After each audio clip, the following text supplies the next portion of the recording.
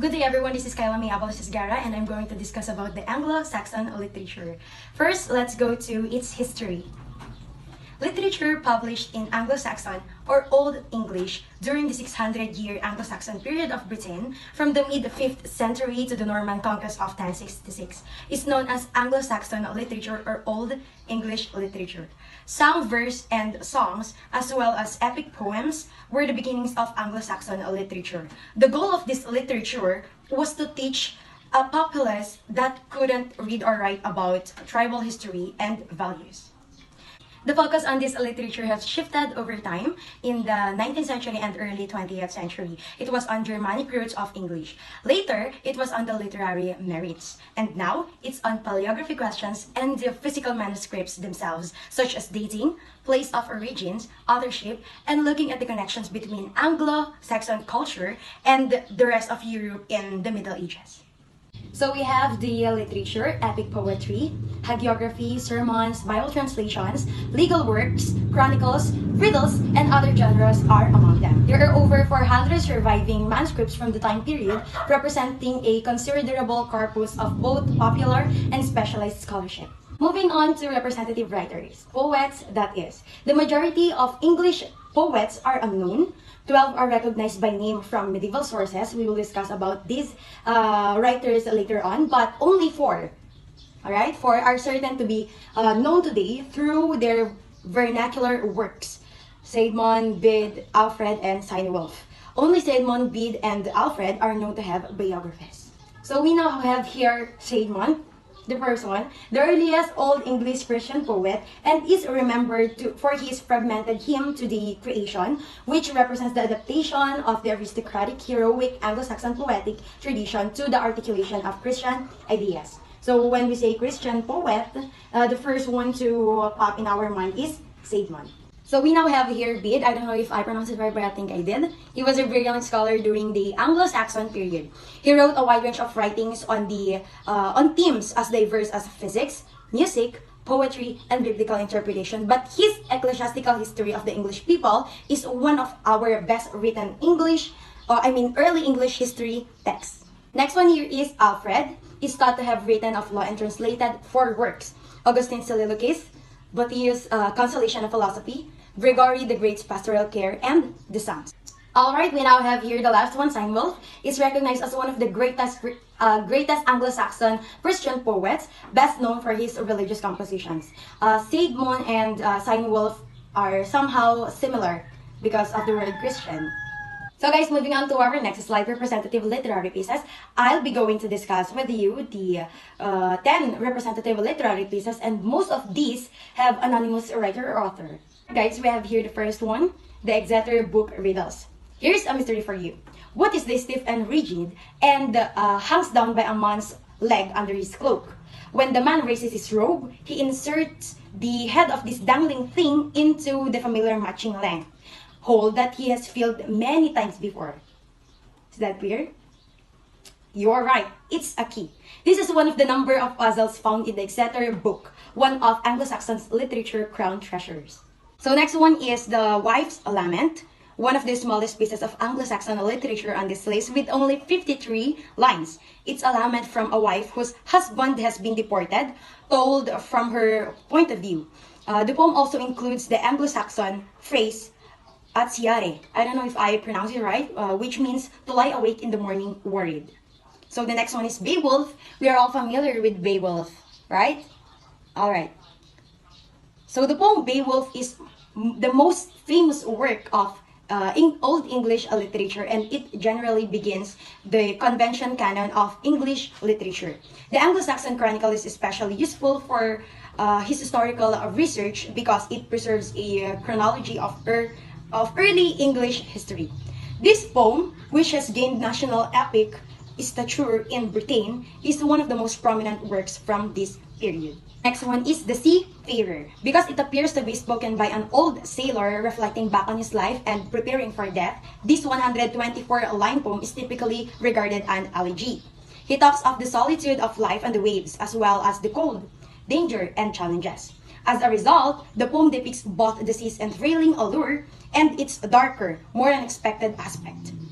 The Seafarer, a good and accessible example of Anglo-Saxon poetry, is variously considered as a moral poem about how to face your own fate, a totally religious poem, and a magnificent secular poem. The Wanderer. The Exeter book, like the riddles before, helped to preserve this poetry. It's 115 lines long and written in alternative verse, and it's about a lone man reflecting on his past, similar to the Seafarer.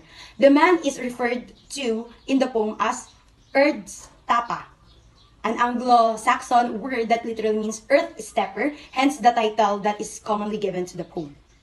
The next one is Saidmon, hymn.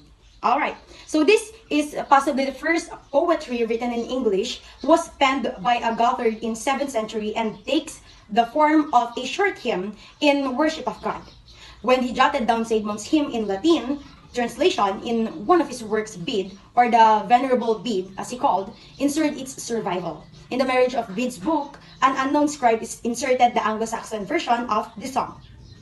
Bede's death song, Bede, in addition to saving Saidmon's hymn from extinction, supposedly wrote this very short hymn on his deathbed, right? It's difficult to say for sure whether he wrote Bede's death song, but this 5-line lyric about facing death and reflecting on a life well spent is a wonderful example of Anglo-Saxon poetry. Another one is the Anglo-Saxon Chronicle. The Anglo-Saxon Chronicle, one of the most important manuscripts in English history, was compiled in the late 9th century during the reign of Alfred the Great, very definitely at his instruction. The manuscript is thought to have been written in Wessex, where Alfred ruled. The Chronicle is really preserved in numerous copies as a result of its distribution on various monasteries and subsequent editions. The Chronicle includes details of the two battles of 1066 Stamford Bridge and Hastings, among other things. Alright, for our last discussion, The Dream of the Rood. This is another early work of English Saxon literature, work of English Christian verse, and an example of the dream poem, which, owing the Pearl poet and Christian Langland, would eventually become a mainstay of medieval verse. The word rood means cross or crucifix, and a portion of this poem was inscribed on the 8th century Ruthwell Cross in Scotland. So it is thought that the cross as well as the poem were used to convert people to Christianity. In addition, the poem's backstory is almost as interesting as the poem itself. An 18-foot high cross at the church at Ruthwell, Scotland is the first record of it.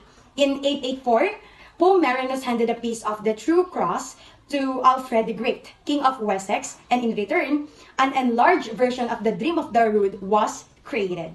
So thank you so much, guys, for listening. God bless us all. Hello class, I am your next teacher and my name is Grizel Bilagaspi. Our topic is going to be English literature in the medieval period. Okay, so first we are going to delve into the historical background of English literature in the medieval period. Well, it says here that the transition from the Old English period was marked by Norman conquest, wherein itong si William the Conqueror was able to defeat or was able to invade Britain, and he became later on the King of England. And then these events led to two major changes. First one is it was able to end the dominance of Anglo-Saxons, and the second one is that it has brought major changes in the society. Another thing in English literature in the medieval period is that there are two important philosophical influences at that time, namely the church and the concept of chivalry. When we say the church, it is the teaching of the church, the teaching of the priests, like that. And when we say the concept of chivalry, let us first determine what chivalry is. It is from the French word cheval, meaning horsemen or knights.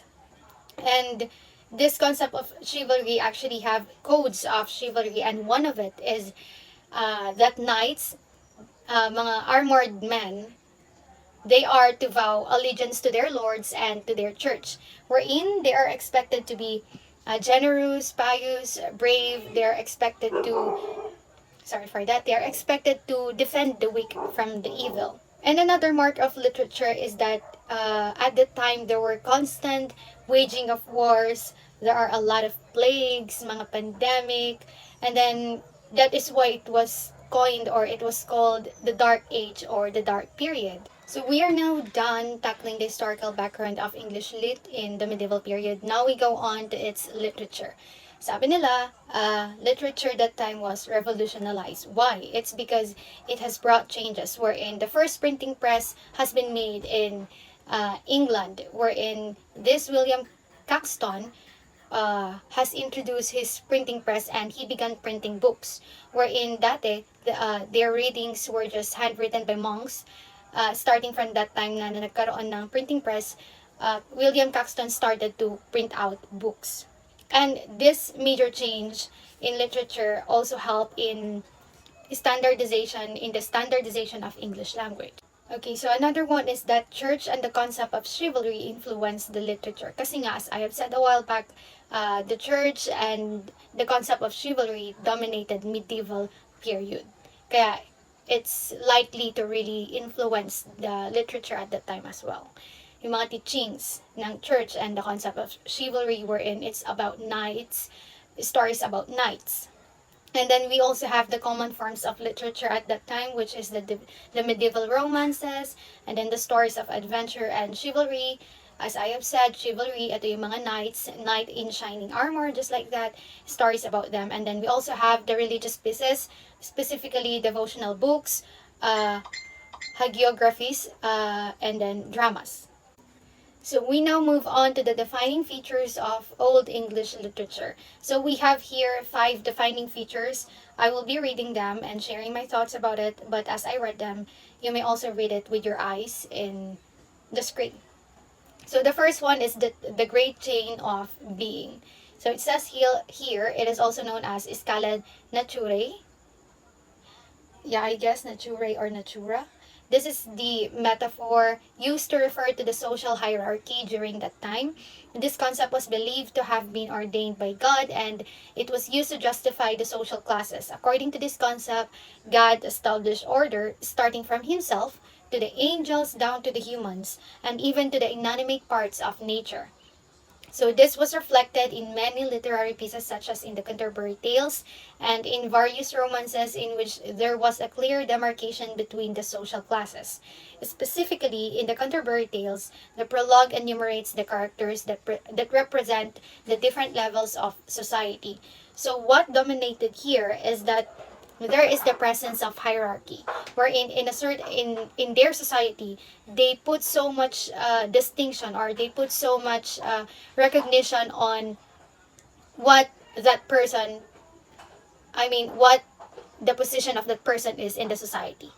They believe so much in hierarchy, and also to add up, they believe, sorry for that, they believe that God was actually the one who positioned them into that kind of hierarchy. So we have here number 2, the mortality and the transitory nature of life on earth, wherein it says here that because of the uncertainty of the time, people during the medieval age lived with a persistent sense of mortality. Uncertainty of the time, yes, because there were no scientists yet at that time. There were no scientific discoveries yet to explain to people what this thing really is, what that thing really is. Not unlike now na meron tayong scientific explanation to almost everything. That time, uncertainties are very prevalent in that era kasi no explanations at all. So sabi dito, they perceived life on earth as something to endure and clung devotedly to the church's promise of heaven in the afterlife. Kasi nga, as I've said a while back, in the medieval period, the teaching of the church, or church in general, dominated medieval age. With this, religious pieces appealed. Yes, even the illiterate could access religious literature through the public showing of dramas such as mystery and morality plays. So, kasi there's no formal education at the time yet. So, we can assume that there are people who can't read, who can't write, people who are illiterate. But they were able to understand the teaching of the church because of plays and dramas in literature. Number 3, we have here the medieval romance. So it is also known as a chivalric literature. Medieval romances were stories of adventure, gallant love, chivalry, and heroism, which represent the social order and ideals of the age. When we say romance kasi, it's not the typical meaning that we have now today na it's about love. No.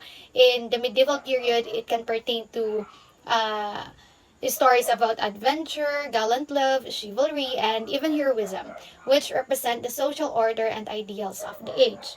So the term romance here does not pertain to our modern idea signifying love. That's what I am talking about a while back. Instead, the term is derived from the term Roman, which pertains to the language used. So medieval romances featured battles and some supernatural elements and standardized characters of knights as well as nobility. So that's it for medieval romance. Last defining feature of Old English literature is the allegories, wherein allegorical genre was popularized during the period as it was used to elaborate on biblical and philosophical ideas. They were extensively used in many literary pieces such as in The Piers Plowman, a narrative dream poem in which the speaker undergoes a journey allegorizing Christian life. Well, what does it mean ba when we say allegories? Well, allegories are these are stories, poems, even pictures which tells us something that is hidden, which give us implicit lessons wherein it's telling us something different from what it literally means. Gaya nga ng sabi ko, the message or the lesson to that is hidden. So we also have here the representative writers. We have the first one, Joseph Chaucer. He is the greatest poet of the Middle Age, and he is also said to be the father of English literature. We also have here William Langland, who is the author of the narrative poem Piers Plowman. He also contributed a lot of great literary works. We also have here Marjorie Kemp. He's the first one to write an autobiography in England. She talked about her life as a wife and as a mother who is actually having a trouble with her spiritual journey. We also have here the Pearl Poet. The Pearl Poet contributed two important medieval English works at that time, which are the Pearl. Sorry for that. Which are the Pearl. He or she wrote the Pearl and Sir Gawain and the Green Knights. Sorry for that. Alright, so we also have here Sir Thomas Malory, and he is a knight, a politician, and a writer. Well, he is said to be a prisoner poet, and he's said to be a prisoner poet kasi nakulong daw siya, and his themes would include criminal related themes, but there were also other accounts wherein they said that he's not really a criminal, but he was just captivated and was kept in prison by nung kalaban, kasi at that time, di ba nga, sabi ko, there were a lot of war, kabilaan ang war in the medieval period. So our last topic is representative literary pieces. These are well-known literary pieces during that time. And the first one is the Canterbury Tales of Geoffrey Chaucer. If you could still remember, it is the beliefs, customs, and religion of English. It was written by Geoffrey Chaucer. We also have the Piers Plowman, written by a representative writer a while back. His name is William Langland. We also have Le Morte d'Arthur, which describes the legendary court of King Arthur, and The Owl and the Nightingale, which is the earliest long comic poem of English literature. We also have another well-known piece, Sir Gawain and the Green Knight by the Pearl Poet. So that's it for today. I hope you have enjoyed the discussion, and I hope you've learned from me. So the next period that I'm going to share with you or discuss with you is the Renaissance. So let us first discuss its historical background. After Geoffrey Chaucer's death, a literary decline took over England due largely to the political unrest of the times. The War of Roses, which was a civil war between two royal families, the House of York and the House of Lancaster. It lasted for 30 years, causing much conflict, political manipulation, and bloodshed. When peace was finally achieved, a new royal dynasty emerged called the Tudors. The English Renaissance is said to have started along with the Tudor dynasty and reached its peak during the reign of Queen Elizabeth I.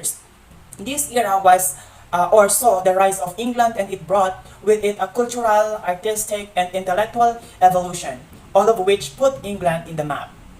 Explorers, merchants, and colonists ventured out in the New World, bringing economic and military power to England. So, England's population doubled as commerce flourished and cities became industrialized.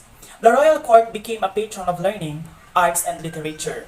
The Tudors created a class of educated statesmen and officials to dignify the royal court. Also, there came a separation of the political and the religious circles. This was a complex time for the young country's moral grounds, as many people, in their quest for gain and prestige, did not care much for high principles of morality and justice. Values were lax and morals easy. As some scholars pointed out, there was a social ferment that was barely disguised with the flourishing of an intellectual and cultural revolution. So let us now discuss the literature under the Renaissance period. So the literature, just like the society that produced it, was characterized by reforms and various influences from the both Old World, particularly the ancient Greek and the Roman civilizations, and the new, such as the venturing of explorers into the New World and the development of science. So next we have the defining features of Renaissance literature. Number one is individualism and materialism. Since the Renaissance was an intellectual rebirth, it was personified by the individual trying to break free from the rigid institutions of the feudalistic Middle Ages. The main focus of literature, therefore, was on man. Renaissance literature was marked by man's growing sense of beauty and enrichment of life. There also emerged the idea of the Renaissance man, men who sought to develop skills in various areas of knowledge. In England, so there is a man who considered as a Renaissance man. He is Sir Philip Sidney. He was considered the model of Renaissance man, as he excelled as a courtier, statesman, soldier, poet, and patron of scholars during the time of Elizabeth I. So the next one is humanism. During the Renaissance, the universities in Europe were greatly influenced with the philosophy of humanism.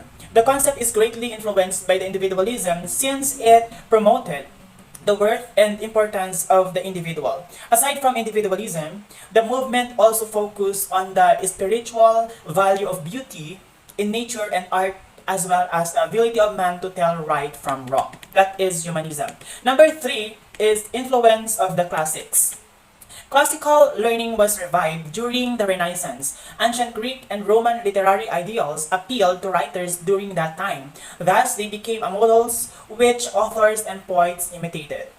This was largely brought about by the rediscovery of ancient literary texts and the wide dissemination of said work through printing. So, number four is Romanticism and the spirit of adventure. So, this is the last one. So, England's venture to the New World and the intellectual transformation of the times fired the imagination of the people, thus promoting in them the spirit of discovery and adventure. Much of literature during the Renaissance depicted the romantic quest for the remote, the wonderful, and the beautiful, as well as the unknown. So, let us move on to the representative writers of the Renaissance period.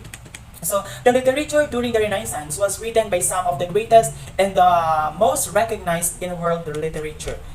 So, number one is drama. So, I'm not going to go further with drama because I know we are very familiar with drama. But there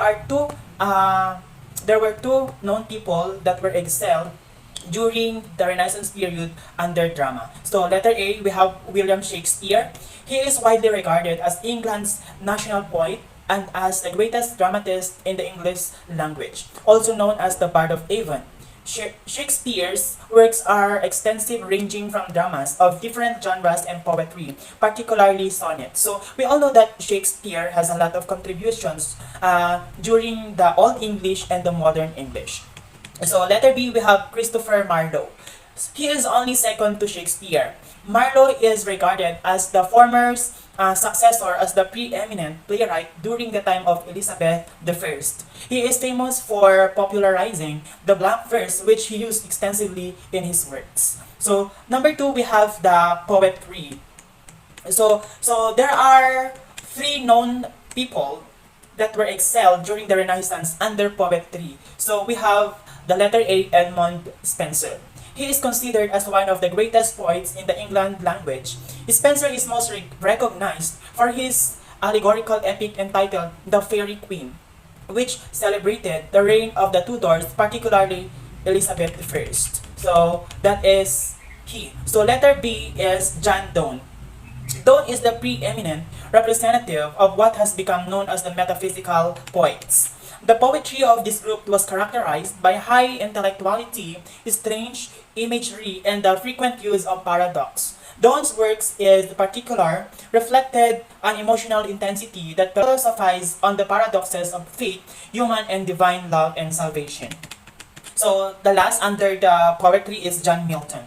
Aside from being a poet, Milton was also a pamphleteer and a historian. He is regarded as England's most significant author, rivaling Shakespeare. His masterpiece as the epic poem Paradise Lost. Next, we have the representative literary pieces that were popularized during the Renaissance period. So we have the number one here, the Exeter Riddles. So the book of Exeter was compiled by 10 clerics. It contained a variety of texts, including euphemistic riddles, which was a popular from during that time. While a riddle is mainly regarded as a juvenile game meant to exercise the mind, it was a literary genre in its own right, considered prestigious even by the educated class. So the next literary piece is The Dream of the Rood. So this anonymous poem recounts the dream of a speaker in which he sees a beautiful tree which tells him its story of becoming the root or the cross on which Christ died during his crucifixion. The tree tells how it was forced to become an instrument of the Savior's death and how it suffered wounds and insults along with Christ to fulfill God's will. So a translated excerpt of the poem, from lines 28 to 34 is given below. So the next literary piece is The Seafarer.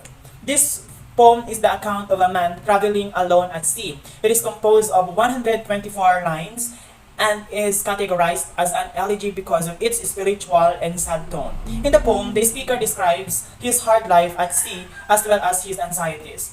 Through the ages, literary critics have analyzed this poem and had argued about its real meaning, whether it is an allegory, a religious work, or just a literal account of the life of a man at sea. They are confused of this literary piece. So the last one, under the Renaissance period, is Beowulf. Beowulf is considered as one of the most important work from the Old English period. This poem is a blend of fictional, legendary, and historic elements which attracted a lot of scholarly attention. It recounts the story of a warrior, Beowulf, and his brave deeds. So, Beowulf was also a great piece of that time because it contributes a lot to the Old English and until now to our modern English.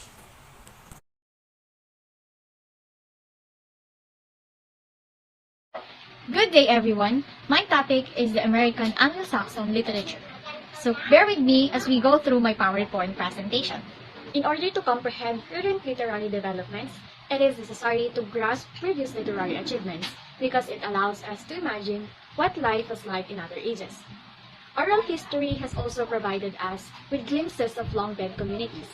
The Anglo-Saxons, for example.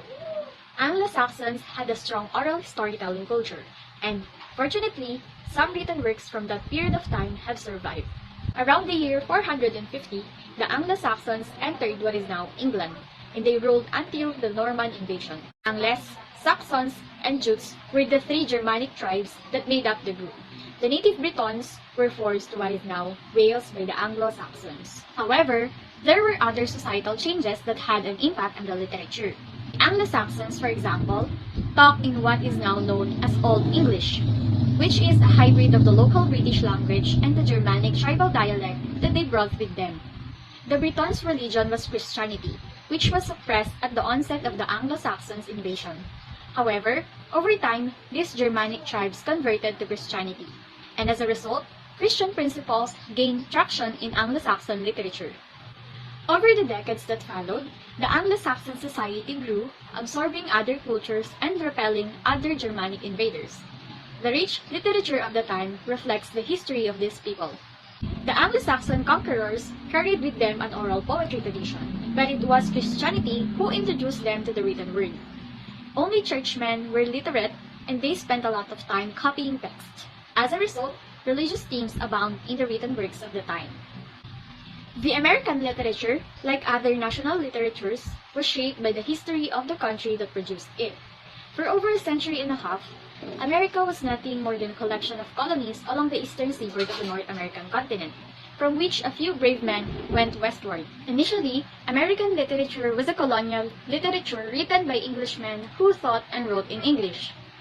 He is a soldier of fortune named John Smith. John Smith is credited with starting American literature. His chief books included A True Relation of Virginia in 1608 and The General History of Virginia, New England, and the Summer Isles in 1624. Although these volumes often glorified their author, they were avowedly written to explain colonizing opportunities to Englishmen.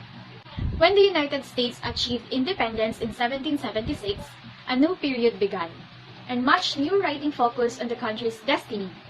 American poetry and fiction were heavily influenced by what was now being written in the United Kingdom, and much of what American readers devoured came from the United Kingdom as well. All 17th century American works were written in the style of contemporaneous British writings. Word-to-word storytelling is used to narrate a story in this time of period.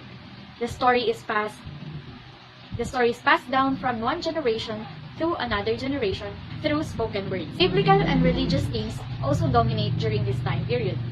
John Smith wrote in the tradition of geographic literature.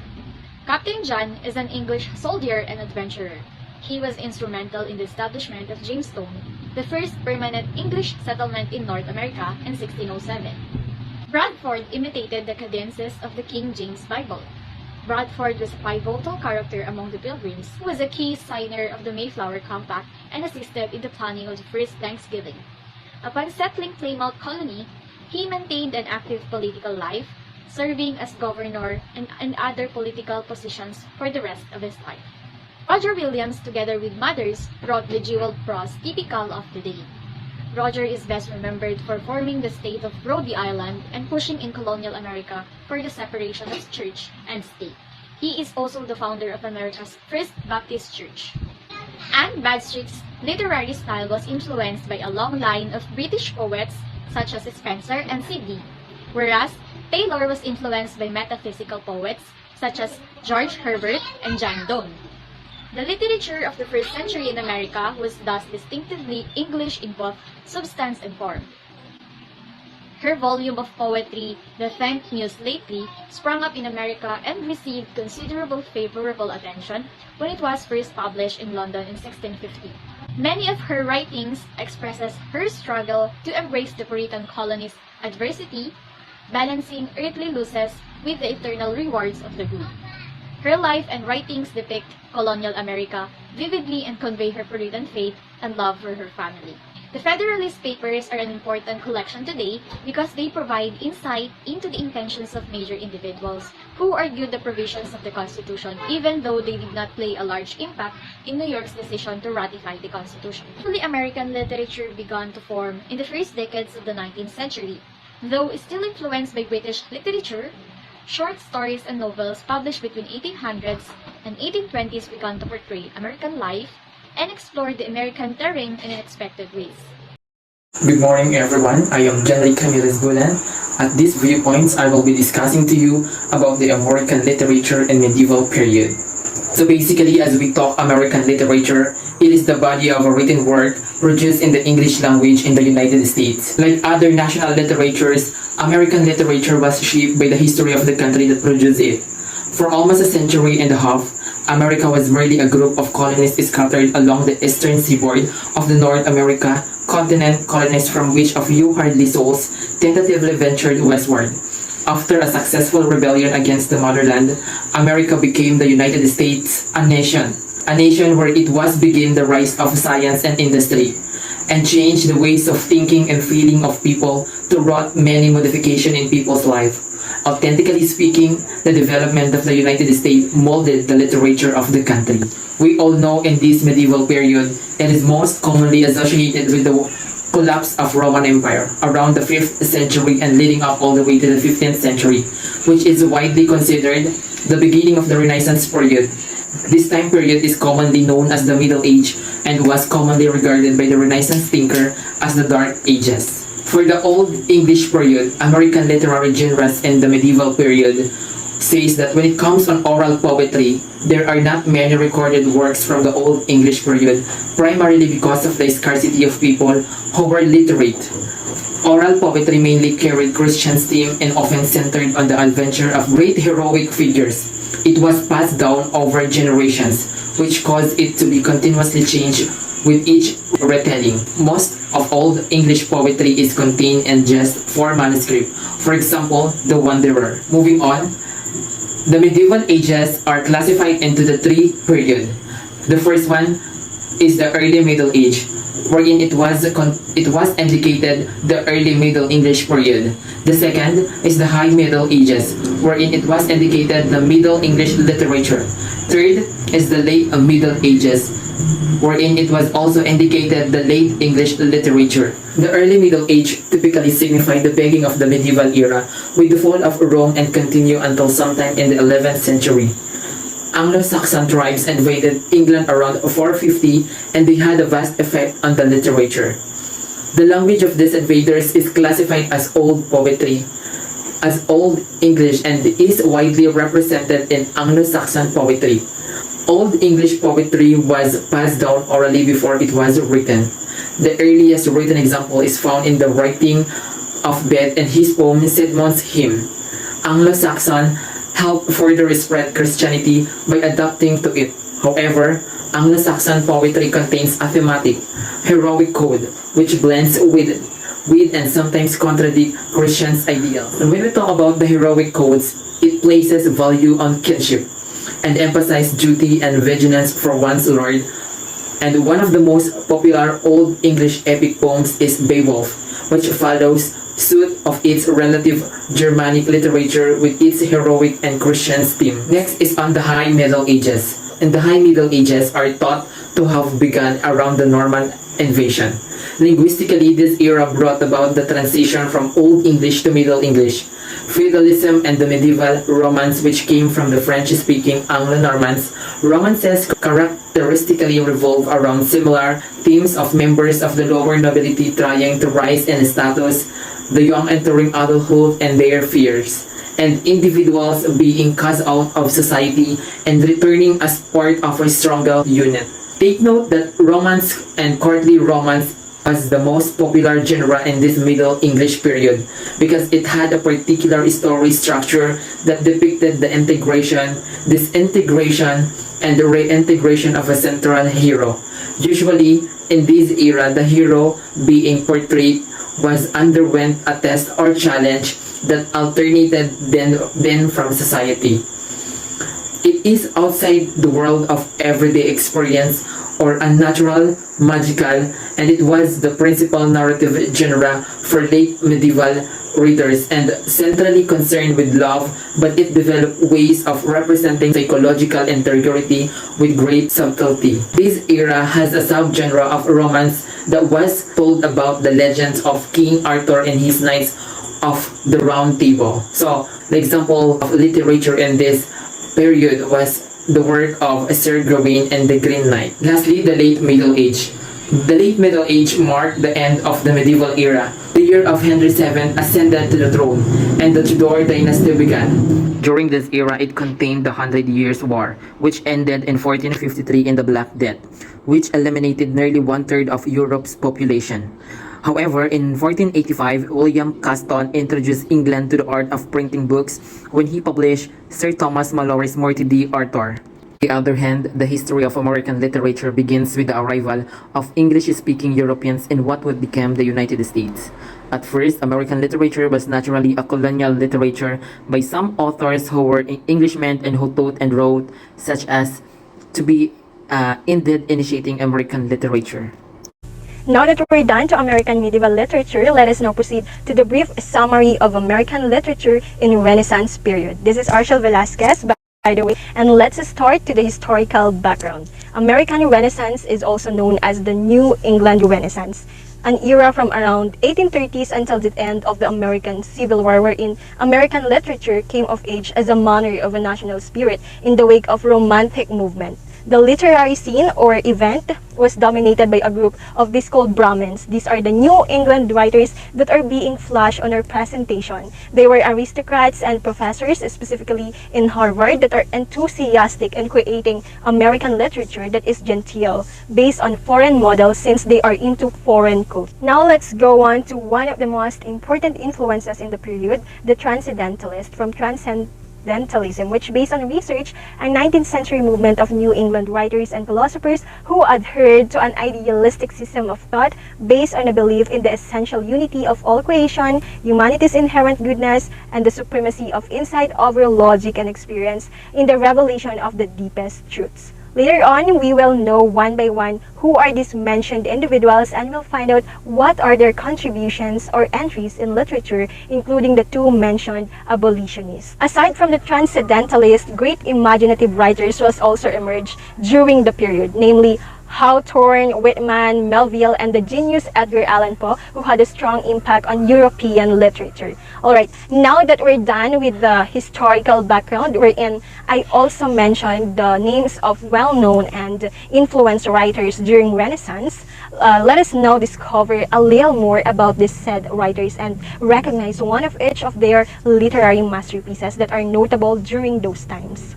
Starting with Henry Wadsworth Longfellow. Okay, I will no longer read the information that is included on our PowerPoint presentation, like the dates of birth and the death, as well as their awards, since those are already flash. Longfellow is the most popular American poet in the 19th century. One of his notable works is Evangeline. It is a sentimental tale of two lovers separated when British soldiers expelled the Acadians, French colonies, from what is now Nova Scotia. Evangeline and her lover Gabriel are reunited years later as Gabriel is dying. Next is Oliver Wendell Holmes, an American physician, poet, and outstanding for his medical research and teaching. One of his notable works is The Breakfast Table. It is a series of essays, which is his most famous prose piece that began with the autocrat of the breakfast table. And then James Russell Lowell, who was a highly influential man of letters in his day, but his reputation declined in the 20th century. His work is the satirical Bigelow Papers, a series of political satire in alternating prose and verse, wherein the first series is associated to the war between the United States and Mexico. Let us have the Transcendentalism. First is Ralph Waldo Emerson, who is the leading exponent of New England Transcendentalism. One example of his work is The Conduct of Life. This is Emerson's most mature work. It reveals a developed humanism together with a full awareness of human limitations. Second is Henry David Thoreau. Civil Disobedience is one of his famous works, which basic premise is that a higher law than civil law demands the obedience of the individual, and that human law and government are subordinate. And then Bronson Alcott, the founder of Massachusetts. Conversation with Children on the Gospel is an influential work of him, since it is a book that unfolds the doctrine and discipline of human culture. Fourth is none other than George Ripley, an American journalist, leading promoter, and director of Brook Farm. The purpose of this Brook Farm was to combine the thinker and the worker to ensure the greatest mental freedom and to ready a society of liberal, cultivated persons whose relations with each other would permit a more decent, wholesome, and simpler life than could be led amid the pressure of competitive institutions. And last but not the least, who ranks to these four notable men, is Margaret Fuller, one of the few female members of a particular prestigious movement. She is a woman of many gifts and is most remembered as America's first true feminist. Her work is entitled Woman in the 19th Century, which was correctly perceived as the controversial document that it was receiving acclaim and achieving popular success in some quarters. Take note, it was the first printing sold out within a week, wherein at the same time that it provoked vicious attacks from opponents of the embryonic women's movement. Let us now proceed to the abolitionist. The first one is John Greenleaf Whittier. He was also became a Hall of Fame awardee. His work is Snowbound, which is a poem. This is a sentimental piece that gives the nostalgic feeling where when he and his family remained secure and comfortable inside the house despite the pummeling of the winter winds and snow. And of course, the well-known Harriet Beecher Stowe. Just like the previous mentioned authors, she was awarded the Hall of Fame. Beecher Stowe was an American author of the novel of the famous Uncle Tom's Cabin, if you're familiar. This masterpiece of hers contributed to popular feeling against slavery caused by the American Civil War. The piece became the basis for democracy, if I'm not mistaken. And then moving on to the great imaginative writers in American Renaissance. Here is Nathaniel Hawthorne. He is the writer of the Scarlet Letter, which considered a masterpiece of American literature and the classic moral study. Another is Herman Melville, best known for his novels of the sea, including his masterpiece Moby Dick, which was elevated to the status of a great American novel. Next is Walt Whitman, the writer of the highly popular piece, O Captain, My Captain. And finally, a prominent writer, Edgar Allan Poe, who was also a Hall of Famer in literature, and one of his notable literary works is Annabel Lee, which is an example of lyrical poem which published 2 days after his death. It is all about the death of a young, beautiful, and dearly beloved woman, and it was thought to be written in memory of his young wife and cousin, Virginia. Alright, these examples of notable literary pieces consist the literary style and themes which undeniably emphasize emotion over reason, individuality instead of society, nature instead of industrialization, common people instead of aristocrats, and freedom instead of authoritarian control. And yeah, there you have it. Thank you so much for watching and lending your ears. I hope you learned a lot about the English and American literature from our group, and this ends our lecture. Have a good day.